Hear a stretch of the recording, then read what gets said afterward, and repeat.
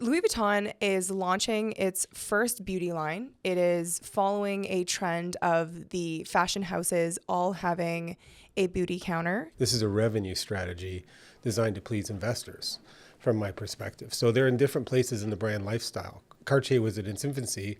Louis Vuitton is at the end of its luxury brand. Louis Vuitton is just becoming Nike. Your socials aren't working because you're not communicating to the story arc of your customer, right? And that's why movies suck today. That's why your socials suck. That's why you feel like these brands that you once connected to are no longer communicating to you because they've missed the plot. When storytelling is being put into marketing, it seems overly positive or fake positive, whereas I think people want to see the story of the entrepreneur overcoming something and buying into why I should go to their store. The reason why I like what Abercrombie is doing is Abercrombie really lost its way. It was a struggling and fledgling brand. It's going back to its roots, and it's being disruptive by doing things that haven't been done before in a way that connects to its brand. Male accessories are blowing up. Male accessories is the fastest growing luxury category in market. Instead of sponsoring the league, they're doing individualized players because the fans of the players are now choosing to go and buy Cartier sunglasses or a Van Cleef bracelet or a Bottega tote for work. Men are spending so much money in clothing and luxury accessories. What a brand, what a brand, what a brand, what a mighty good brand. Say it again now. What a brand, what a brand, what a brand, what a mighty good brand. Well, welcome back to another week of Art of the Brand. We are having a shorter episode today because we are off to Montreal. Beautiful city. If you haven't been there, you live in North America. It is Europe in North America. It's actually a really, really cool city. But we've got some really interesting topics today. I'm going to kick us off with Louis Vuitton. So Louis Vuitton is launching its first beauty line. It is following a trend of the fashion houses all having a beauty counter. And the reason being is that these beauty lines are the top grossing line cereals for these fashion houses because it taps into the treat economy. So we're in a down market. Luxury is down. It is in the dumps. But what is up is affordable price points where you can feel like you're buying a designer. Now, what's making headlines for Louis Vuitton's beauty line is that they have priced themselves at the highest price point of all of the luxury beauty lines. And their lipstick is launching at $169 and their eyeshadow is launching at $265. And it speaks to really the larger strategy of gateway pricing. What do you think about this? I think we use the term strategy in marketing loosely, right? So understanding what the strategy is when we say gateway strategy, is it just to sell more product? If that's not a strategy, that's a goal. And where I think it diverges from strategy is, I don't know what the strategy is. I think the strategy is only we need to keep revenues up because people aren't buying our overpriced products. So now they're buying our overpriced products at cheaper price points. And the life cycle of a brand often gets here when a company goes public and they need revenues to be up. And so then they start expanding into categories they have no business being in, leveraging their brand, but in doing so, devaluing it. So this is the final death cycle of these brands from my opinion, by expanding into these things. And all it's going to do is make people pay way too much for things they shouldn't pay at a lower price level. I disagree. Let's go. The role of luxury has changed. And I think that's relevant to look at because of social media. Luxury branding has been democratized, right? The idea of you should have something this nice no matter where you are on the economic totem pole is what's changed on social media. By definition, that's not luxury. Luxury is scarcity. Luxury is not democratized. Then it just becomes common. You're not wrong by the original definition of luxury, but that classism has changed, right? Where before, the only way that you were able to get Louis Vuitton is if you could travel to Paris, right? Like transportation limitations was a massive reason of what made not only just on price point. But it wasn't the only way because people had it in London and Hong Kong and New York City. It was harder to get. But those were and harder to also replicate. concentrated wealth centers. Yeah, it was right? harder to get and harder to replicate. Harder to get, harder to replicate. I don't disagree with you. I mean, we talk about it all the time on the podcast that luxury is dying. But what I think is interesting about this strategy, whether it's the Louis Vuitton chocolates that they're selling in New York to, on a more extreme level, the Goyard wallet. Let me dig down and push back, because you're the branding thing. Are you making an excuse for them, or is it a good branding move? Because from my perspective, it's a horrific branding move driven by economic need to please shareholders. There is nothing about it that makes Louis Vuitton's brand better, that they're selling candies and eyeliner. I think that their brand is stronger selling. I think They're they've not lost making the it. brand. Yeah, they're not making the products. They're just licensing their brand. No, so Louis Vuitton is making this product. They partner with Pat McGrath, who is one of the most famous makeup artists. She has her own line. Okay. And she's famous for doing these like runway pieces where she like literally turned these faces into glass dolls. Like Louis Vuitton formulated this and developed it. And it's also what's making Hermes's beauty line quite successful, is they're very slow to launch products because they want the products to be exceptional. They're paying for people to go to do high-end products, but if you're a jack of all trades, you're master of none. Like they were known for exquisite craftsmanship in purses, right? But I think you're looking at this from the angle of art. Like the art of luxury has died.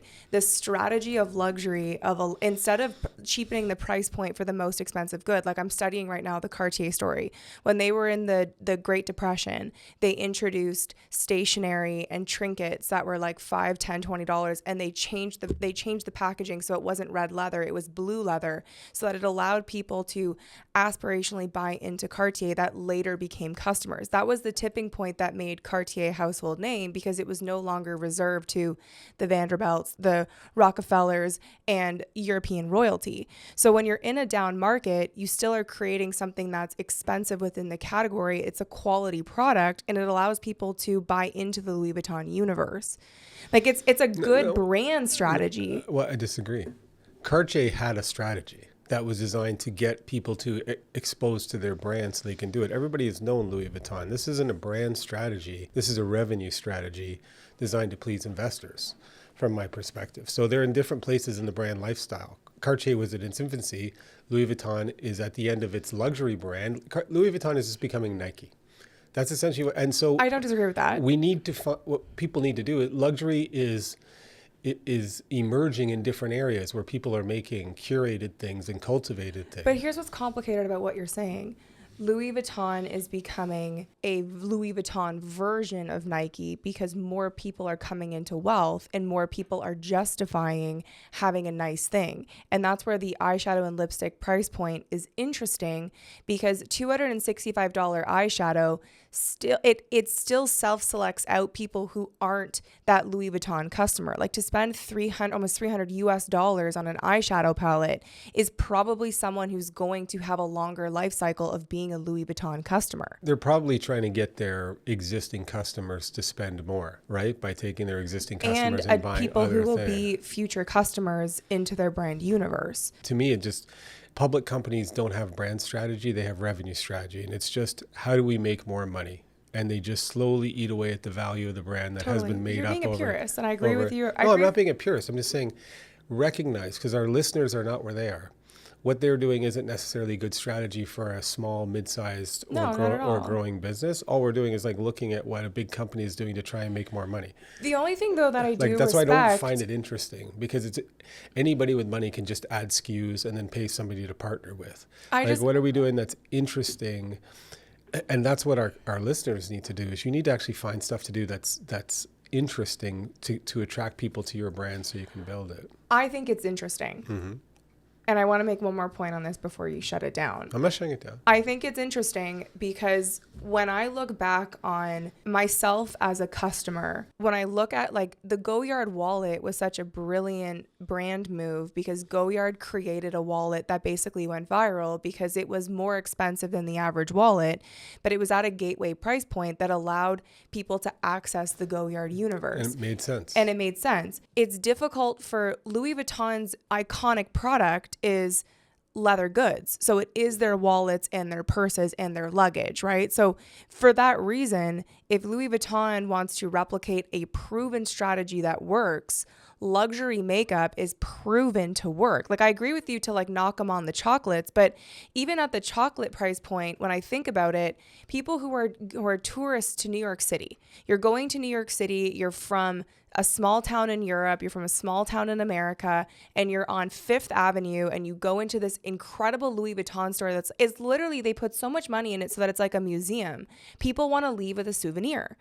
And it allows people to leave with that Louis Vuitton brand universe. It keeps that brand feeling, that brand desire alive, because these people that are from small towns can take a piece of that home with them.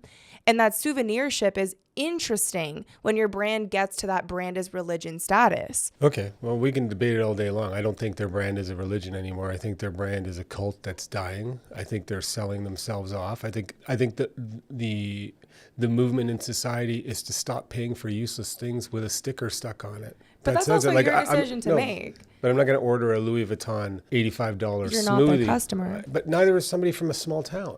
Oh, I disagree completely. No, because they usually have money. Like, why would you buy chocolates for $200 where you can buy something actually decent for $200? Because it's a big deal for people to go to the Louis But the Vuitton brand store on has the to Fifth mean Avenue. something. And as soon as you start selling tons of trinkets, the brand starts to mean less. But I think that's what's interesting about the Louis Vuitton strategy. Look, I really ripped them, right? Like, for being in malls in like middle America and how the brand has changed. But what I've realized in all of this is the brand means a lot to people who are coming up into wealth. And Louis Vuitton isn't focused on impressing you anymore. I don't think it means a lot to people coming up into wealth. I think it means a lot to people who will never see wealth. And so you see a lot of people who don't have money buying stupid things. I mean, that's another way of looking at right? it. Like, you know? people who are coming into wealth know where value is now, and it's not in Louis Vuitton. So a better way of saying it, people who are coming into discretionary income. Yeah, they're wasting money on, just like they wasted money on $500 sneakers in some cases. Or anyhow, we're moving into a recession type era. Everybody will do whatever they can to make as much money as possible to survive. And so what our clients need to focus on is how are they going to survive, and they have to be more interesting. Connor was saying that the reason that Louis Vuitton's chocolate was intelligent was that it tapped into this like creator reviewing economy. So because it's cheap enough, people will buy it, will go back to their hotel room, whatever, and they will like review the experience. And it's no different than like the Christmas calendars. That makes sense to me, because that is an interesting strategy, because if you look at the landscape of how you get eyeballs, there's a bunch of influencers that want to make content that seems kind of interesting. People will watch a review of Louis Vuitton chocolate, right? So that's getting eyeballs onto it. But it's like simple extreme. It might damage the brand in the long run, but it does get attention and sales. Well, this is literally the video I did yesterday where I talked about the difference between Kendall Jenner just launched like a mini tequila bottle, and whereas Hailey Bieber launched that, like, remember the saucer I talked about that like stuck to the mirror, and like how dumb of a launch that was, and she tried to make it like the phone case. When a brand wants to go viral, a number one indicator is portability. Right. So for Louis Vuitton to have makeup that like women like talk about buying, that like the small splurge, and women are like very much like pack creatures. Like, what makeup do you use? What is that on your eyes? Love that color.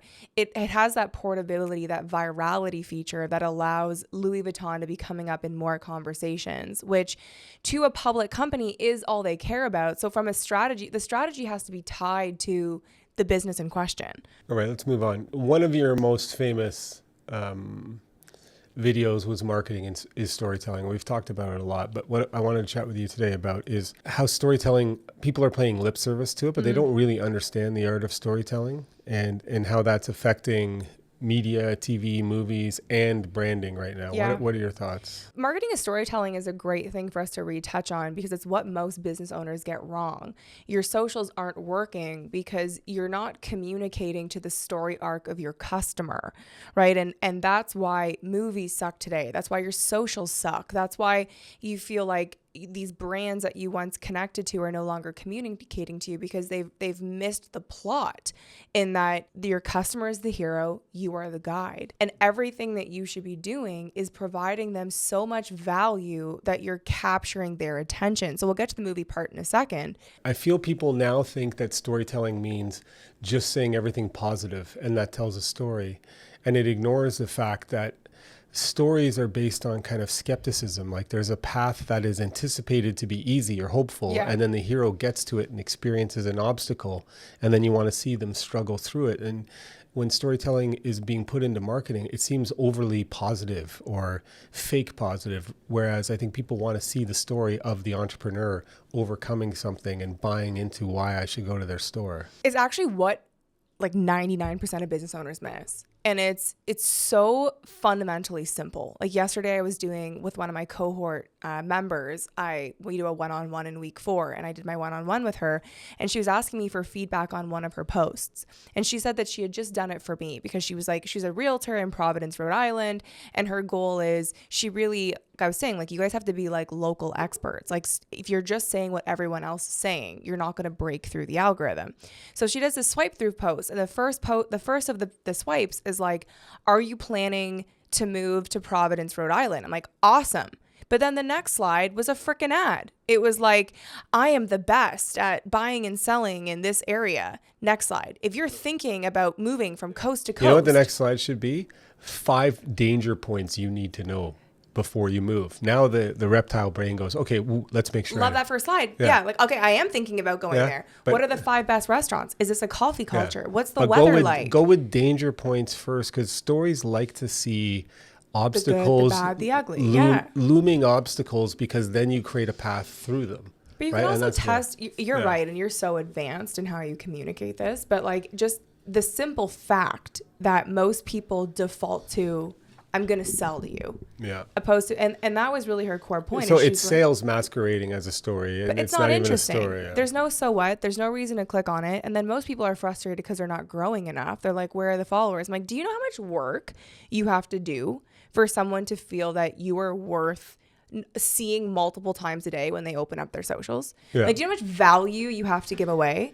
And then the next question is, what do you want? Right? Like, unless you fundamentally really want and you can service a ton more sales, because that's the other issue is like most people want the followers without understanding the time the restriction that you have to put on yourself. Also that you have to fucking say something interesting. Get like Because you got to be controversial. For example, I always go back to the coffee shop, but if you're a coffee shop, swipe through is, here's my latte, here's this is what we do, everybody's happy, employees smiling. Not interesting. But if you show your store being kind of broke down and dirty, and then cleaning it up, and then making a community and selecting furniture. Here's what I struggled with. Right? And overcoming Here's what it. I've learned in the 25 years I've been running a coffee first shop. 2 weeks, it's been empty, right? Like, you know, but then people will want to follow you and see you on your success arc. People want stories, Yeah. and they want to, and that's the other thing too, is like they want stories, but they also want different. And that's the idea of, if I can push you, the word controversy exists on a spectrum, and you have to at least be prepared to be on the most basic end of that spectrum, which is at least saying something interesting. Like, talking about your business struggling is controversial to yeah. most people, and they don't even want to share what they've struggled through. And I'm like, if you're not, then you're not in the game, then you're not serious. Because if you're not prepared to share vulnerability or share what you've been through and what you've learned and why you take different takes, you're actually not meant to have a bunch of followers and go viral. It's interesting to examine that definition of controversy, because people say, I don't want to be controversial, meaning I don't want to be judged. Yeah. That's really what they're saying. Yeah. And your point about, this was my biggest struggle starting a business, you're scared of being judged. But actually people want to judge you, and they'll follow you based on how they judge you and how you're dealing with things. Because the mark of character is how we make decisions in times of crisis. Yes. Right? And people will judge you. So you need to let them see your kind of mini or micro crises, because then they can see into your character and then want to follow you. There's such a delusion that exists within business founders. You know, when I think about midday squares, you know, like they're really killing it on LinkedIn. And the reason why they killed it on LinkedIn is purely because they shared vulnerability. Like, they talked about how long they didn't make a profit for. They talked about how much stress and anxiety they underwent by like over leveraging themselves and showing up with a smile on their face when they were panicking. And people talk about a midday square is like they talk about Uber, like loosely, like they throw it around as like as a metaphor, but they don't understand what it took to get there, and they're not prepared to match that level of storytelling. Think of it in terms of the people that you value or you like to hang around. There are the people who kind of pretend everything is good all the time, and they're always being flashy and pretending things. And then there's the people who are genuine, unique. They listen to your, that's how you want your brand to grow into that person who is genuine, authentic, listens to you, and also shares its own vulnerabilities. Nobody wants to be around that person who's walking around pretending to be rich when they're not rich, pretending everything is amazing. Well, people don't care about that everything's amazing because that's not real life. And there's so much of that not real life on social media that's a big breakthrough I had yesterday. Is I think about all these business owners that look to these other competitors and they use that as an excuse to not do what we're telling them to do. But what they're missing is that although their message is vanilla and it's not hyper controversial, they've been at it for 10 years. So there's causation versus correlation, right? And people who've been creating content for a long time can get by with having strong engagement and followers without needing to like really catapult themselves because they had an edge. Like they leaned into socials when it was the most uncomfortable. It's not difficult now to put yourself on camera and put yourself online. That's table stakes. And if you want to be growing and you want to be more successful, you have to push the boundaries and say the things that they won't say because all of the people in your community are already looking to them and receiving that vanilla message. That's a great point. I want to tell a story about a leadership situation that I failed in. And I think it's relevant to our listeners who are entrepreneurs, business owners, or people who are overwhelmed. And it's back when I was doing my officer training in the military. It was the end of this very intensive training, and I was selected as the top candidate. So I had this blown up image of myself because I was amongst 100 or so candidates. But then we broke into sections of 10 men units, and there was a giant competition that the whole base was watching to see. And so because I was the top, I was supposed to win. And this competition was out in the East Coast in these horrible forests and swamps. We had to do all these obstacle courses, and we had to go through this lake that was like chest deep, like 1.5 kilometers, walking through it with a rucksack. And I, as the leader, got in front of my 9 people following me who were working with us, and we were so pumped to win. And we were all super fit. But so when we get into the water, I'm in the front, and I'm like just being that leader. It's like, let's go. And I'm just driving the body, pushing through, and they're all following me. And the guys behind me, I'm looking back, they're right there. I'm like, okay. And I'm like, okay, fuck, we got to go faster. And so I'm pushing and pushing and pushing. And then at some point somebody goes, you want me to go in front? And I lost sight of the overall mission. And I was like, no, I got it. I'm the leader. I'm the guy. And I kept pushing through the water. And when we got out of the water, what I realized is I was breaking the water, and the people behind me were in a bit of a draft current. They were just jumping up and down and bobbing behind me. And then the last 2 kilometers we had to run, I was dead. And I couldn't finish the race. And the other team started passing us because I wouldn't share the load. And now if I had allowed somebody to come up to the front and break the water and rotate back, right, I wouldn't have blown out. And I think a lot of founders are in danger of that. They work too hard. They do everything. They won't hand over a little bit of reins to somebody who can take the load when it comes to social media, sales, managing everything. And I remember just being humiliated. My team was supposed to win, and we came like 8th. And it was entirely because I was so done because I had just powered through 1.5 kilometers of breaking water and didn't share the load. I never forgot that message when it comes to sharing the load when you're running a business, and you're just going to burn out. I think a lot of our clients are close to that. Totally. And especially when it comes to wanting to scale, like on the social media, like there needs to be a reason why you're doing something. And I think that's an aside point to what you're talking about is people understand that socials are table stakes, but they're not asking the question as why. Like, why are you doing socials? What is your aim? What is your goal? I've got a story. One of my good friends is a very well-known injectable doctor, and her and I were having a conversation, and I'm kind of that token friend where like all my friends that are business owners, like when we're together, they get to like bounce ideas off of me because I do what's, the most egoic and helpful for their business from a positioning standpoint. And we got into a bit of an esoteric conversation because I'm like, you say you want more, but you also tell me how much you love, how much time you get to spend with your friends and how the great balance you have at your clinic and that you get to drop your son off at school every single day. And if you want more followers, you want to be posting more on socials, something's got to give. And what are you prepared to sacrifice? And you don't want to be in the clinic for more hours. Like, you're paid very well, you're happy with the workload.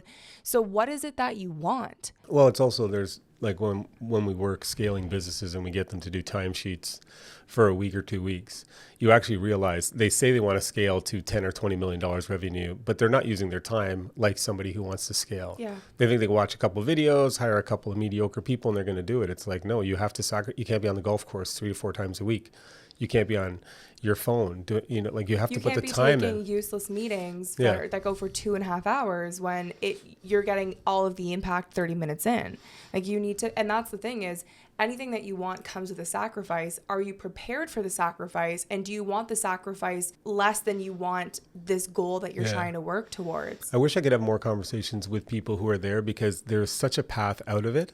But because of how hard they work to get there, they're just unable to see it or get themselves to that next path. And so they're just banging themselves into a wall.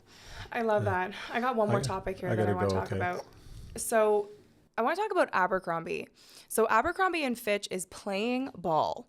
They've scored a multi-year deal as NFL's first ever official fashion partner. They're working with players to co-design limited edition apparel, and they're featuring wide receivers including T. Higgins and Amon-Ra St. Brown in a national ad campaign. And the whole point for this is nearly half of the NFL fans are everyday lifestyle wear kind of target customers. And the NFL female base is growing so rapidly that it's basically because of Taylor Swift, right? Like Taylor Swift dating Travis Kelce has introduced, there's always a ton of women watching with their husbands, boyfriends, family, dads, or liking the sport. And then now with Taylor Swift, it's a really interesting move for Abercrombie to sponsor a league based on that secondary kind of order of thinking of like people are expecting Nike. They're not expecting the lifestyle mall cheap fast fashion brand. The two takeaways there. One, the law of unintended consequences is often missed, but it's good to calculate when you're thinking strategically. Bringing Taylor Swift in with her population and having some controversy, if people get exposed to high quality product, they'll like it. Often people just don't get exposed to it. So that brought people into high quality product. The NFL is high quality sports. It's so that's fascinating. And I also think, I don't know how Abercrombie's going to do it, but I would kind of try to create different types of uniforms that Abercrombie represents for different types of players and teams. You know what I mean? Because people want to differentiate themselves from each other. Like, I'm this wide receiver, right? Or I'm that, you know what I mean? You could kind of play with that. So you can signal to people based on what they're wearing. Because people like to wear NFL shirts, but if I wear the wide receivers jerseys, make it a little different style than another team's player. You're missing the point.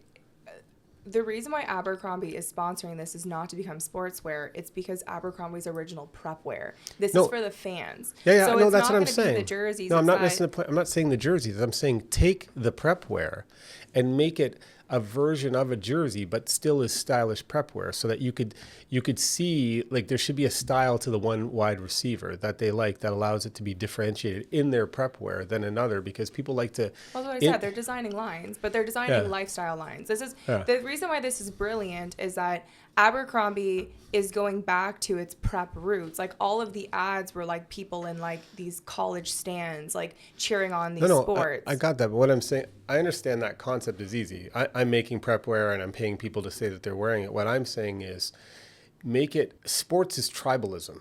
People love to fight against each other, or people love this running back versus that running back.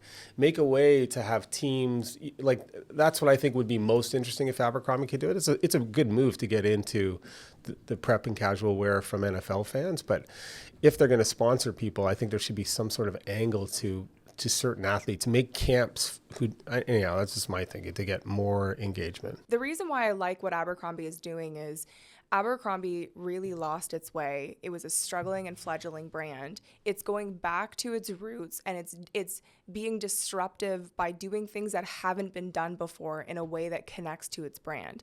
Like, this is better than Skims proved that female strong female brands can do successful in male-dominated sports with like the NBA sponsorship, and they've also done sponsorships with the NFL.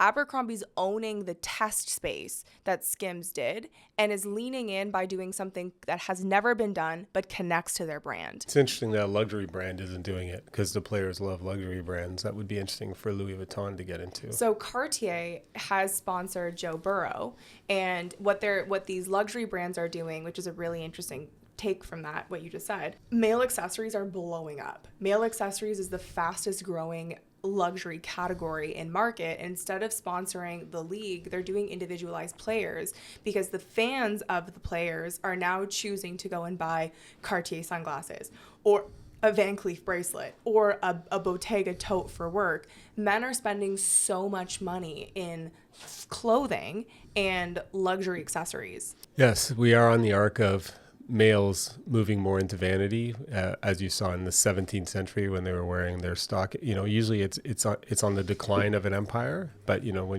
there's definitely a trend to seeing men spending way more on vanity. But what's interesting about it, I don't disagree with you, because there is like the pieces like $800 Italian shirts, Brioni, or Japanese jeans are blowing up in the male category. $1,200 Japanese jeans, loafers, cashmere zips.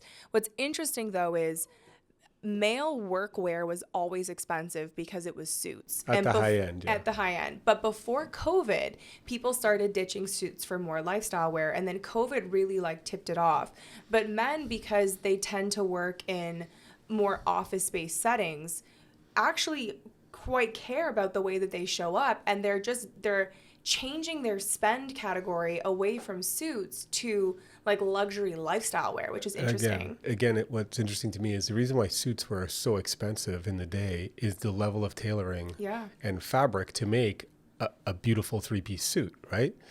Whereas some of the luxury loungewear is priced at the same point but doesn't take the same work. So it's a good gig for the clothing manufacturers because it's nowhere near the same kind of work to make a good three-piece suit. And it's so copy-paste, right? Yeah. Men aren't really showing their personality in the same way. They'll see a guy that's wearing J brand jeans, and they'll go and buy that same cut in the 3 colors, which is dark, medium, light, right? And even when you think about clothing colors, it's really neutrals, right? You're not really seeing a ton of men express themselves through a wider range of colors. So it's a better category than female fashion. In terms of clothing in the office or what happens, the three-piece suit was exquisite, but it did restrict movement. It wasn't the most comfortable. It did require high levels of air conditioning in the summer, which made the rest of the office uncomfortable. But so I like the move into more casual business elegance. It's just we always have to be on guard for not being ripped off by overpriced stuff that's just made in a factory in China. I agree. I think for men are more performative.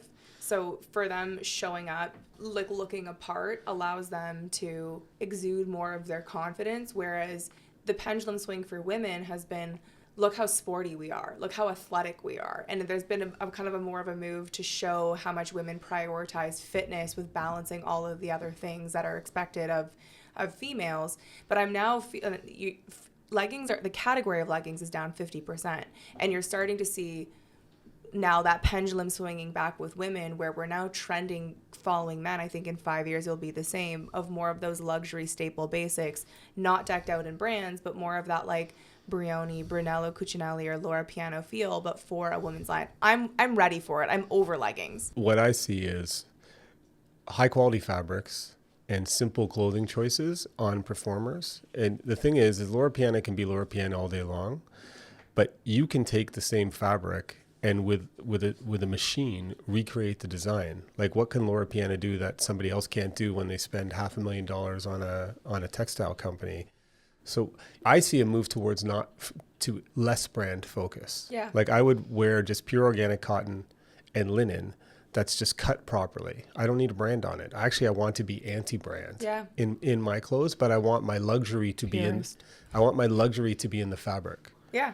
Right? I hear you all the way. So interesting trend. I have to go. Philip has to go get a laser treatment, which leads me to explain.